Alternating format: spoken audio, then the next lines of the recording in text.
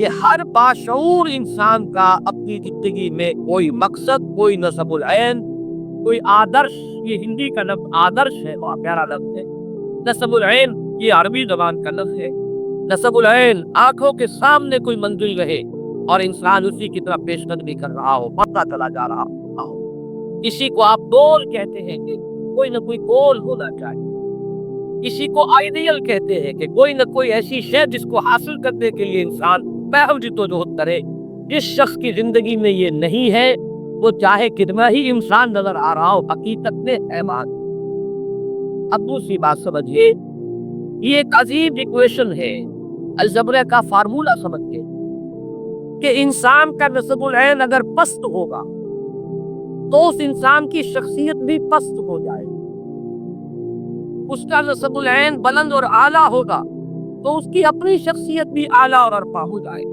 یہ ایک جس کے لیے میں نے سورہ حج میں سے تو یہ کہ پورا رکوع جو ہے آخری سورہ حج کا، ادھر حقیقت اس موضوع پر اس سے بہت ہی گہرا تعلق رکھنے والا ہے، لیکن میں صرف اس کا ایک ٹکڑا میں نے تلاوت کیا تھا آغاز میں۔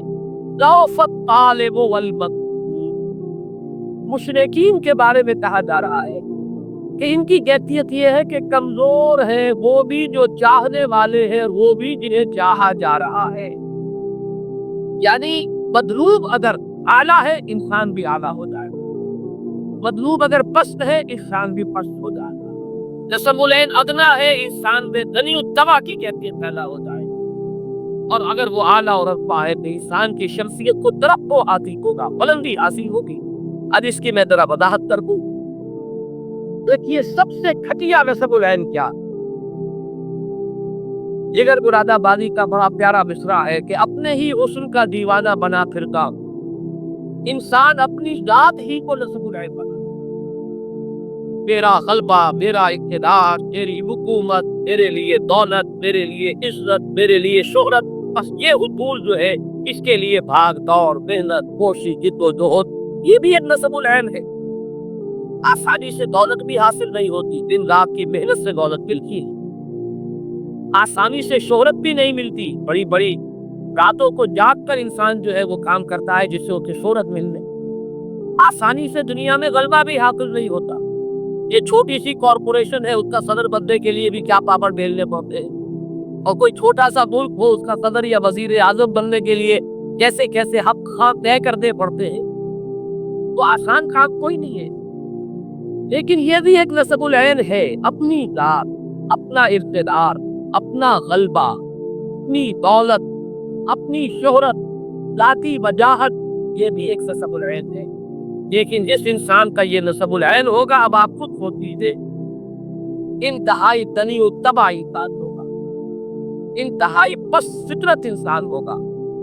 وہ تو ہر معاملے میں دیکھے گا میرا مفاد کیا، وہ کبھی اپنے قوم کی منفعت کو مقدم نہیں رکھے گا آپ کے ذاتی مفاد پر، وہ کبھی اپنے وطن کی عزت کو مقدم نہیں رکھے گا آپ کے ذاتی مفاد پر، وہ اپنے ذاتی مفاد کے لیے قوم کو بیچ دے گا، اپنے ذاتی اقتدار کے لیے ملک کے دو ٹکڑا کرا دے گا، وہ بڑے سے بڑی جو ہے وہ باطل لگانے کے لیے تیار ہو جائے گا، اس لیے کہ اس کا نصب العین ہے ذاتی اقتدار، اس کا نصب العین ہے، اور جس کو آپ جانتے بائی حق اور بائی کلک۔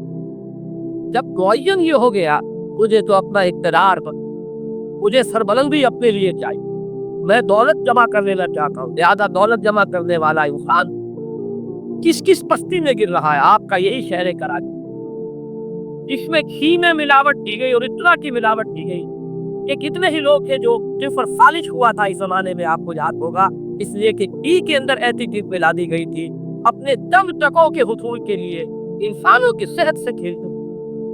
آج آپ کے ہاں وہ لوگ موجود ہیں جو ادویات کے اندر ملاوٹ کر رہے ہیں۔ میں کہا کرتا ہوں کہ ہو سکتا ہے کوئی غریب عورت اپنے گھر کے برتن بیچ کر گئی ہو اور وہ 15 روپے کے کیپسول خرید کے لائی ہو، 15 روپے کا ایک کیپسول، اس لیے کہ شوہر جو ہے زندگی اور موت کی ٹکٹ ہے، اس سے گھر کے برتن بیچے، لیکن اس کیپسول کے اندر بجائے اس دوا کے چوک بھرا ہوا ہو یا آٹا بھرا ہوا ہو کہ آپ کی تو معلوم ہوا۔ اچھی طرح سمجھ لیجیے، وقت کم ہے، ایک ایک چیز کو اچھی طرح سمجھ کر ذہن نشین کیجیے کہ اگر نصب العین اپنی ذات ہے تو وہ شخص اب ذاتی اعتبار سے پست ترین سطح پر ہوگا، वो कौम को बेचेगा, गद्दारी करेगा, मुल्क से के खिलाफ जो है कोई कदम उठा लेगा, असलहा खरीद रहा होगा कोई बड़ा अहम इंसान, और उसमें बड़ा कमीशन लेकर घटिया माल ले आएगा।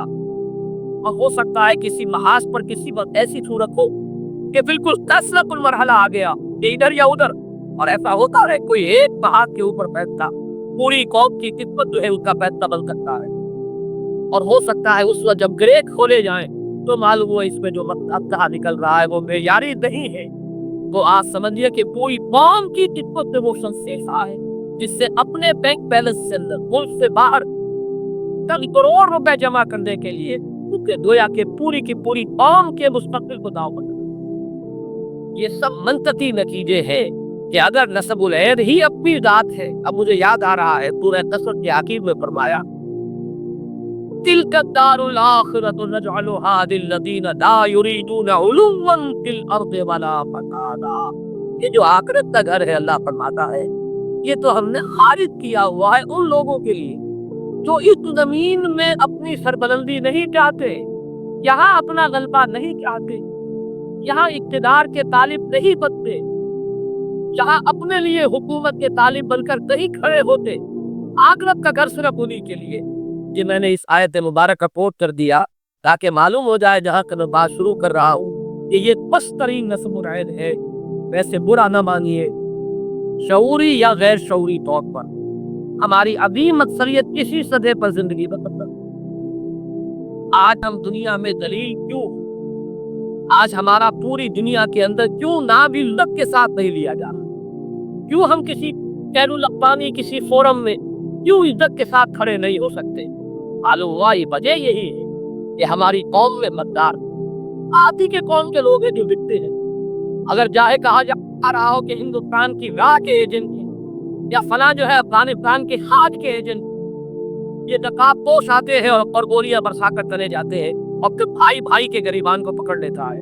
लेकिन ये कौन है कि और से इम्पोर्ट नहीं हुए, कि चीन या रूस से नहीं आए, आपके इसी मुल्क के रहने वाले, आपके कौम के अपराध कितने वाले लोग इस बात के कहते हैं मुझे क्या है, असल शय है मेरा मफाद, मुझे इसमें लाख रुपए मिल रहे हैं, मेरे लिए ये मनफात है, मुझे ये फायदा नजर आ रहा है।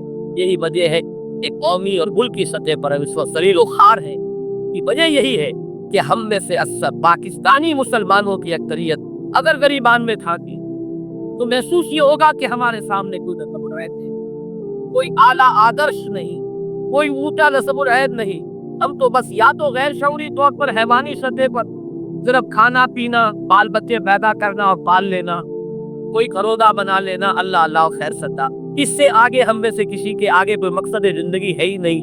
या तो हम गैर शऊरी तौर पर इस सतह पर हैवानी सतह पर जिंदगी बसर कर रहे हैं, और जो लोग तलब फिरत करते नजर आते हैं, भाग दौड़ करते नजर आते हैं, जो जलते करते हैं और जो बड़े बड़े पोस्टर शाये करते हैं, जिनकी खबरें अखबारात में करती है, उनकी अक्सरियत का हाल ये है कि जाती इख्तिदार, जाती गलबा, जाती दौलतमंदी, जाती शोहरत से आगे उनके सामने नस्बुल ऐद नहीं है। इल्ला मा शाअल्लाह, इस्तिस्नाआत होंगे, लेकिन ये कि अरबी का एक मक़ूला है कि हुक्मुल अक्सर हुक्मुल कुल, अक्सर की जो बात होती है वो ही कुल की शुमार होगी। हमारे पास इस वक्त अक्सर वो नेशनल लोग जो है वो